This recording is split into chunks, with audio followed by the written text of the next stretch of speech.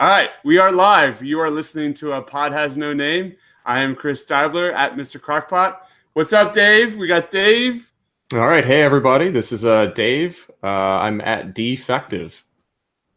And this is at Gus Chiggins here, first of his name, Lord of the Seven Kingdoms. Six Kingdoms. Six Kingdoms.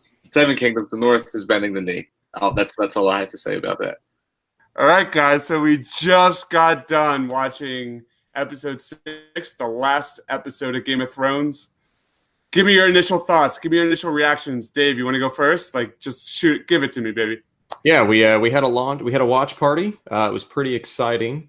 We just sat in silence for 82 minutes, except for a random dog barked at one point, which scared the shit out of everybody. Then once everybody calmed down, at that point, Dany gets stabbed by Jon, Jon the backstabber, or the new Kingslayer, the Queenslayer. Now, look, at the end of the day, it was a good epic. I liked how it ended. I now know that there's more to it. I'm just shocked that somehow Grey Worm is alive. Biggest shock of the series. Shane, how about you? So I really enjoyed it. I think I probably speak for a lot of people when I say that the past 2 seasons have felt a little bit rushed, narratively and plot-wise. But with all that into consideration, I thought the episode was very well written. I thought it was well crafted. And I really liked the last half hour when it's kind of telling you how the world is set up. We have the small council scene with Bronn and Davos going back and forth. I thought that was really cool. I was really hoping that they would show us kind of the post, how the world would look post-war. So I'm happy that we got that look and that little epilogue, 15, 20 minutes of epilogue. So I was happy with it, all things considered. I'm really glad you said that because I loved it. It's probably, in my opinion, the best episode of the season. And I was not expecting to like this episode. I kind of hated this whole season. Besides the Brienne moment, the Arya moment, this season for me has just been really poor. Narratively. And I really enjoyed, all of those, real bittersweet moments between the two bastards, Tyrion and Jon, finding solace among each other and being this is what we got to do. You saw them in season 1. You saw Tyrion give Jon advice from literally the first episode, and you saw it again. And that was just a really cool moment. Some really epic. Visually, obviously, this season has been phenomenal. Remember that moment where Jon was walking up the steps, and you saw Dany walk up, and you saw the dragon almost give Dany wings in the back. That was just such a badass moment. Yeah, Shane. Just so you're aware, Dibler said that exact same thing as it was happening. Oh, that's cool. That's badass. I had the same exact thought. It almost looked like she had wings. I thought that was really cool. Really cool effect, and especially with her, for lack of a better term, heel turn. I thought that was a good representation of it. Letting the dragon out. So I'll ask you this, Shane. So a lot of the speculation was that Sam was the writer of A Song of Ice and Fire. Is it surprising that Sam didn't actually write it? He just gave the name. So I meant to ask you guys who I missed it on. Ebrose. Ebrose wrote it. Ebrose wrote the whole thing, and then all Sam did was help give him the title. That's how I understood it, and that's how I'm going to score it. So I thought that was a nice touch. I think that was kind of an easy dart to hit. When we were talking about things, how it would end. The fact that Tyrion wasn't mentioned in it is hilarious. And I thought that whole small council scene was probably one of my favorite scenes from the entire episode. I was kind of hoping when Bran was saying hey, I don't have a master of whispers, I don't have a master of blah blah blah. He was but don't worry, guys, I can fill all those roles. Yeah, I don't need one. It almost looked like Tyrion was bored after all those meetings with the Lannisters at that table. You've seen him go right back and forth with Joffrey to Cersei to Tywin. It was almost this is kind of boring. Yeah. I also think it's the fact that Bronn ended up the master of coin is just a true rags to riches story.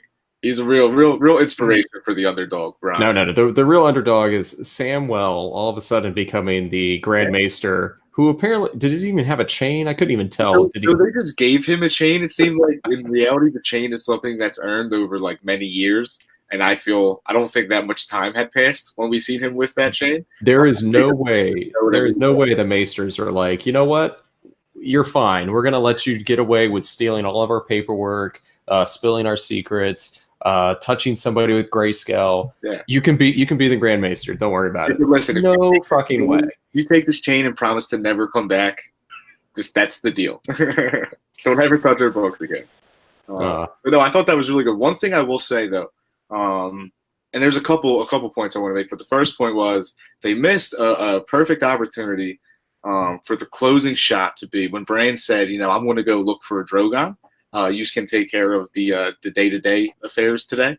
I really thought the last shot of the episode was going to be Drogon flying, then Bran warging. Oh, man. Did you not see the end credit, Shane? No, shut up. There was an end credit with that? No. Oh, my God. Oh, that's funny. All right. Yeah, my first initial thoughts. Cancel everything Game of Thrones prequel is doing right now. I think it's in pre-production. It absolutely needs to be an Arya spinoff of her going, west of Westeros, almost like How to Train Your Dragon-esque of the second one. I don't know if you guys saw that one. Of her, Hiccup just like exploring the world. That should be the absolute spinoff. So what were your guys' main thoughts? So we see Danny and Jon. What was your initial reaction to that death scene? Was it predictable? We saw Drogon. We thought for sure that he was that was the end of Jon. And it turned out that Drogon took Danny and flew away. Just give me your kind of initial reactions to that. Dave, you want to go? Yeah, so that's fine. I think I really wanted Drogon to fire down Jon, but then Jon is unburnt when he walks out, or half burnt. I don't know, maybe burnt ends is what he could be. But instead, Drogon burns down the Iron Throne, which arguably is what killed Danny. The drive to take the Iron Throne. That's who killed her. Not so much Jon. I kind of had it in me, the whole TV trope of they go in for the last kiss and there's betrayal and there's a stabbing. At no point was I was like, yeah, Danny's walking away from this. I was surprised though that it was Jon. It took Jon that long to do it. Maybe this is the right answer. But hey, you know what? It happened. I kind of wish Drogon didn't survive, but yeah, maybe that'll lead to the next series of whatever they call A Song in Ice and Fire 2. So I was so the scene before that, you have Tyrion and Jon talking in the cell, and Tyrion tells him, well, Jon had said, they don't get to make the choice, and Tyrion says, yes, but you do. And then you have the following scene there with Daenerys, and she says, he asks who gets to decide what is good, what about the other people's thoughts and opinions on what is good? And she says, well, they don't get to decide. And I think that was, a really interesting line, because that's what said, that was when Jon kind of decided made the decision to kill her, to stab her. Return of the King. Yeah. Yeah, another Lord of the Rings parallel. Honestly, how couldn't you have the best fantasy series of all time have parallels? But yeah, I thought that was really good. I also am shocked that Drogon survived. I figured the show would end with no dragons, just like how it had began. So that was interesting to me, and it can go a couple different ways. But in terms of Jon's ending, I really liked him, being sent back to Castle Black, going north of the Wall with the wildlings. I kind of wish they explained a little bit more what Castle Black's role is, what the Night's Watch role is. It almost seemed as if he was leading the wildlings north of the Wall to settle land to live, which is a little bit different role than what the Night's Watch had previously had. So I wish that was they explained that a little bit more. But all in all, I thought it was poetic for Jon to live out his days north of the Wall. Because if we think about it with Jon, he killed basically both of the loves of his life. He had a hand in killing both of them, which is so tragic in its own way. So Shane, do you think, well, two things, right? So does he fulfill the Lightbringer prophecy? But number two, is Jon the heir apparent to like the Lord Commander? Yeah, so that's another thing. When he first came through, so all right, let's start with the Lightbringer thing, because that Daenerys scene was like very Nissa esque, like how it's explained. And just to remind everyone that Nissa is basically what the original hero that defeated the Long Night had, the woman he loved. He had to kill her to forge, this sword that was going to defeat it. So, chronologically it happens differently. But that certainly parallels that prophecy. And then what was the second question? So, like I assume when he was going to go back, he was going to go back as like, he's back in black, right? But is he going to be the Lord Commander now, or is he going to be just another underling or the first Ranger? I kind of wish that was explained a little bit more. Who is the Lord Commander? I almost wanted, when he walked out on stage, I kind of wanted the men to like, not kneel to him, I guess, but acknowledge him as Lord Commander. I think that would have been nice, especially after they stabbed him. I don't know if any of those guys, all those guys might be dead that murdered him by now, but certainly seemed like, because it seemed like the wildlings kind of more or less took up most of the Night's Watch. Like they were mostly, the members of it were wildlings now at this point. So that's one thing I look forward to in the books, getting like a deeper explanation on the wall and how it operates. I also, Grey Worm having the decision on Jon going to the wall and then immediately leaving the Seven Kingdoms is like, whatever, but Yeah. But let's go back a little bit to that council meeting. Yeah. When they're all sitting there, Tyrion's doing his speech. They're deciding who's going to be the next king. And, everyone's kind of going around, and Tyrion names Bran, as the, should be king for the next future. And Sansa turns to Bran and goes, wait a minute. At that moment, I was hoping that Sansa would have been like, cut the shit. Bran, you're cool. You're my brother and all, but I'm the fucking king, and I'm going to rule Westeros. That's what I was hoping. And Bran's like reaction to that was like, it's like what I was supposed to do. I didn't buy it. What were your guys' reactions to that? So go ahead, Dave. How did you not buy it? He's seen the past. He's not a green seer, so he doesn't know the future, but Bran knows kind of what everybody's path to get to where he was at. So my boy Robin Aaron, shouts to him. He was there. He showed up at the Moon Door. He was taller. He was clearly there just to say, whatever, I approve. Edmure Tully, he gets shot down. Davos. Oh, that was Edmure. That was Edmure, not Bran. I'm sorry. That was Edmure. My bad. Oh, wait. Okay, now this changes the whole thing. So you're talking about the Edmure scene? Yeah. He was about to like pontificate and say like, I've been in like all these wars and everything like that. Yeah. All right. That was hilarious. She absolutely said the right thing. That was really well done. I also, but I told Chris this, just to talk about the Bran part with Sansa. I told Chris this before we started recording, but that felt, when Sansa stands up and is like, I'm cool, with Bran being king of the Six Kingdoms, but the North is going to be an independent kingdom. You would think that the other lords and ladies would have been like, well, listen, now if you're going to be free, why, we might as well also be free. So that seems like kind of a plot that I think will probably be in the books, but was like condensed and dumbed down for, they only had, that was in the last 30 minutes of the episode. I don't think it would be that simple.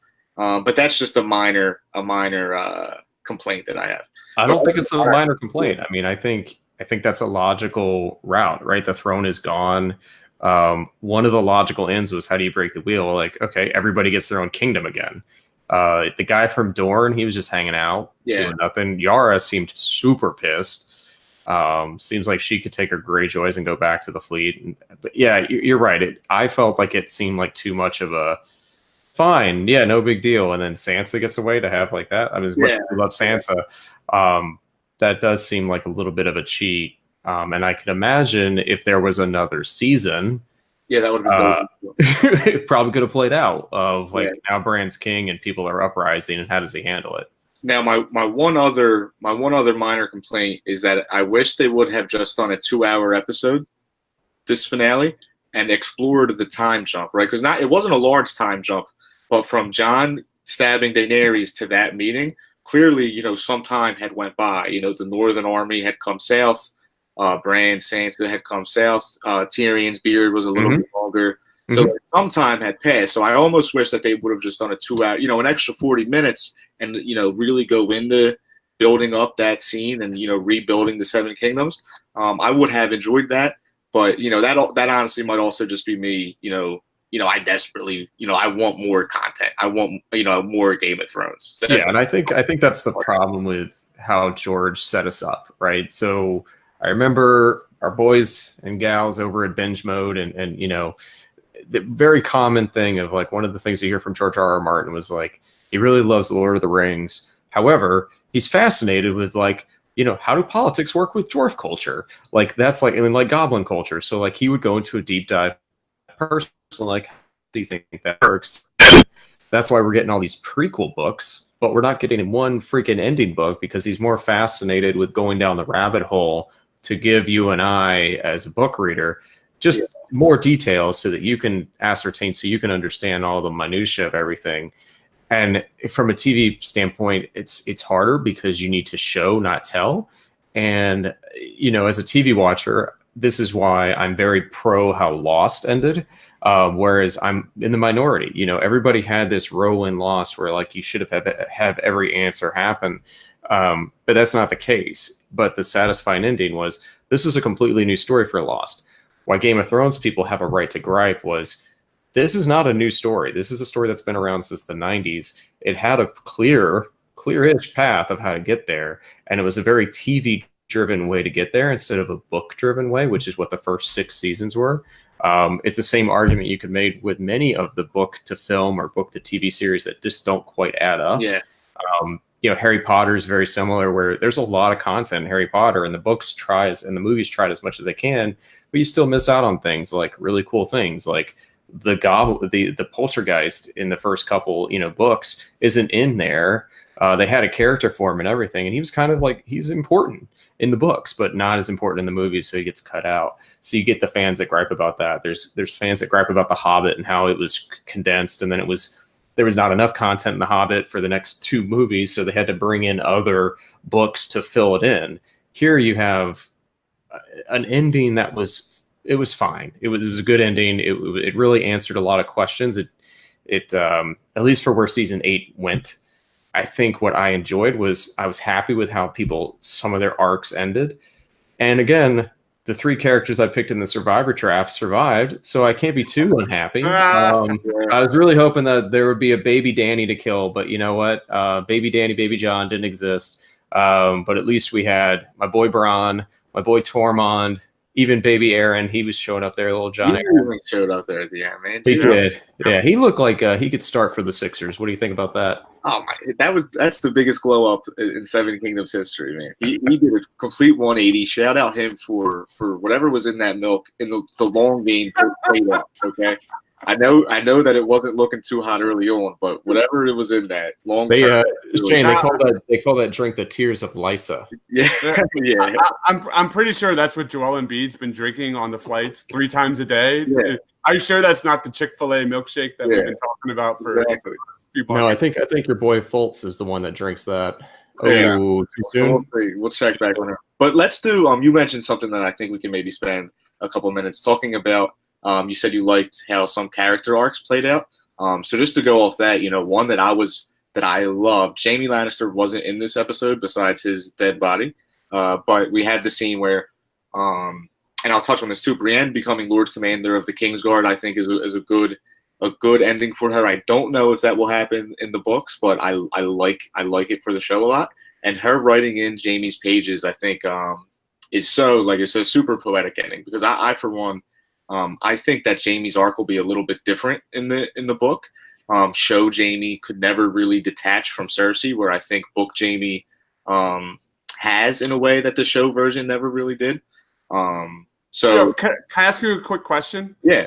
When we saw Jaime and Cersei in the wreck, in the wreckage in the beginning of the episode, you saw Jaime hanging on to Cersei. In the books, didn't that happen when they came out of the womb? Like Cersei or Jaime was like hanging on to Cersei or something like that. Yeah, he came out afterward, and there is a passage in there that like explains something like that. He was holding her foot. Yeah, that's it. Yeah. So the parallel of like them leaving the world, the way they came into the world, is there, and that was a nice ending. But what I was wondering, Shane, and I was definitely staring for it. I was expecting Jaime's hand to be like on her throat. Yeah, so like a misinterpretation of the prophecy, right? Yes. So, I was looking for that as well. And I was what we're talking about here is there's a prophecy that that Cersei gets, her 3 children die. Her king husband is going to have many children. She's only going to have 3, but they're all going to die. And then you're going to be killed by the Valonqar. That stands for like little brother. And there's like a roll of it. It's like she was going to be like the hand is going to be on her neck or something to that effect. Like the neck. Implying that she would be like choked out by the younger brother, like almost implying that. So I was thinking, in the scene last week when Jaime and Cersei are embracing, he's like cupping her cheek. So I was like, I put my tinfoil hat on and I was thinking like, oh, well, the hand is like almost around the neck. Instead, nothing. We got nothing with Valonqar. It was nothing. Yeah. So the Valonqar, so that's why I think Jaime's ending will be different, right? Because the show omitted the Valonqar part of the prophecy.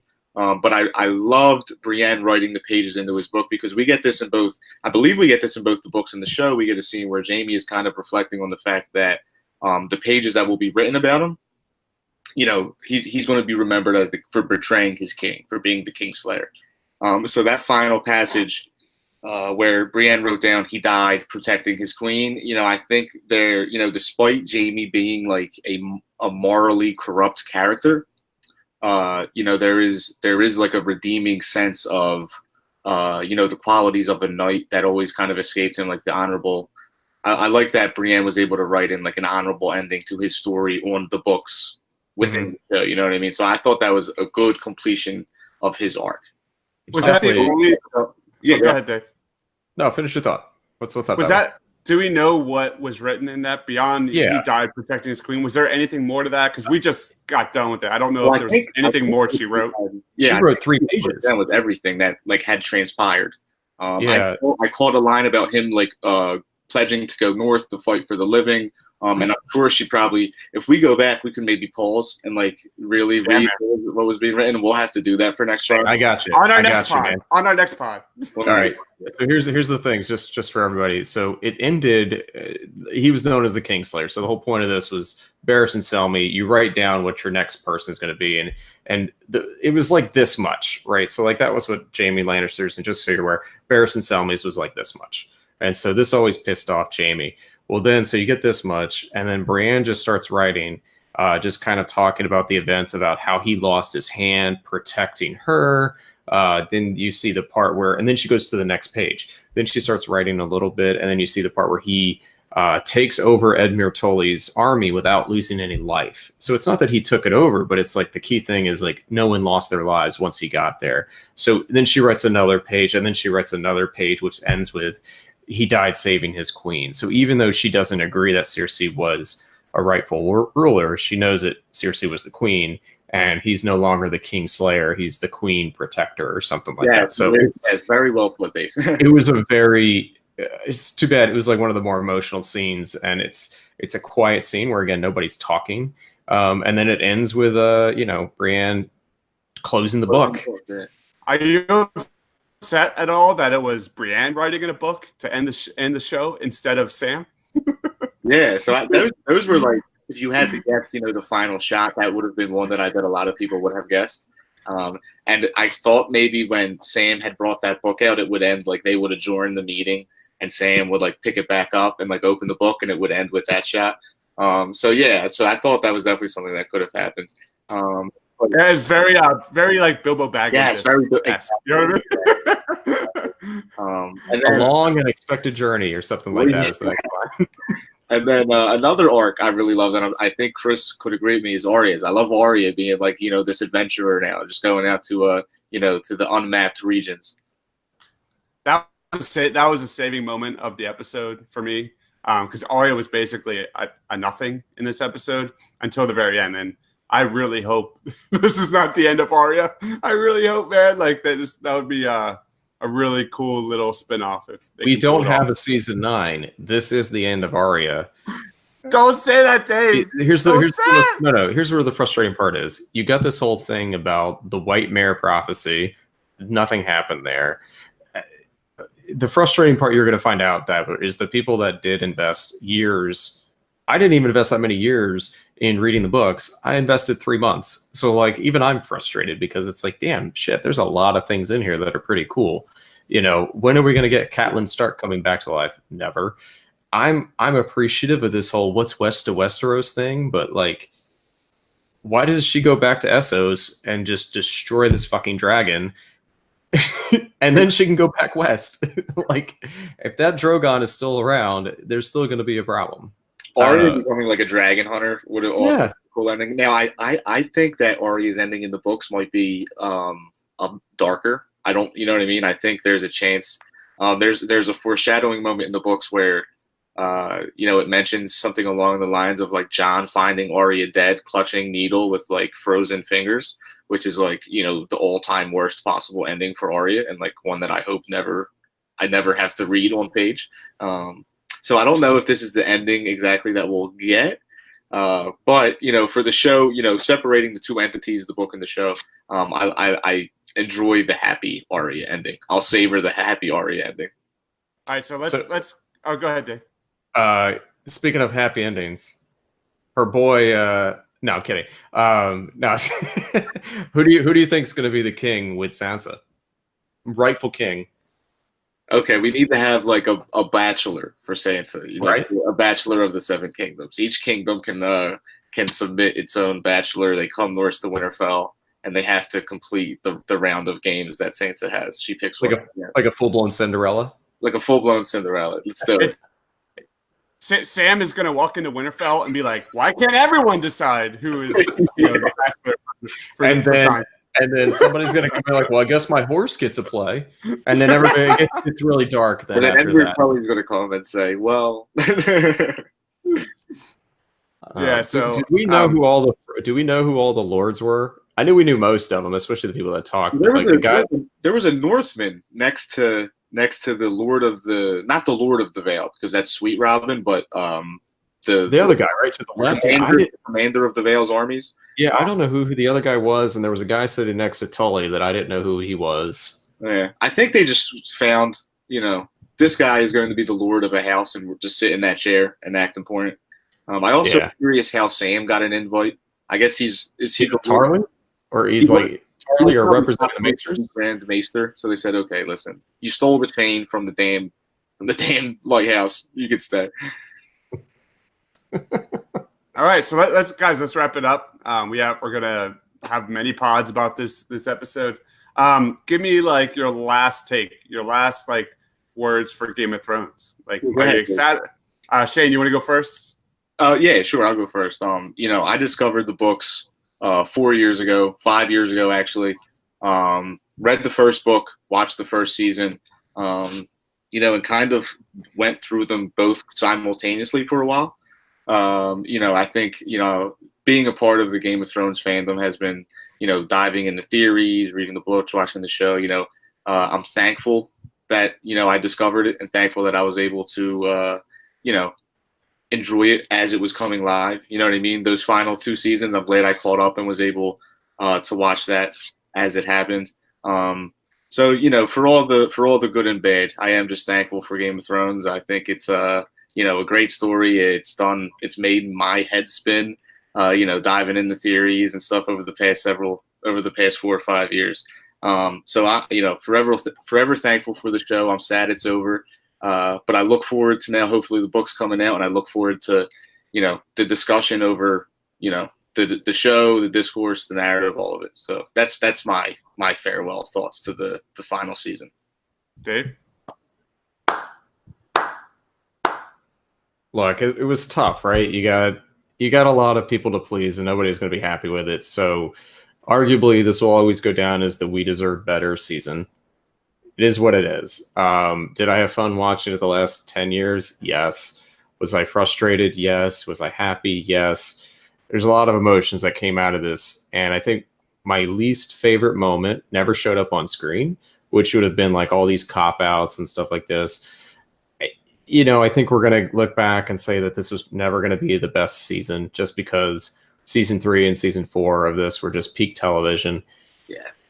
But at the end of the day, did I have fun? Yes. Am I going to cancel my HBO subscription tomorrow? No, because I get it for free. So, Diablo, you may be on a different animal, but I guess I'll just have to figure out what the next, I'm trying to get Chernobyl. No, I'm trying to get you guys to watch The Expanse, but I'm working on it. We're I don't know if we're in the prestige TV anymore. I think we're down on the downside.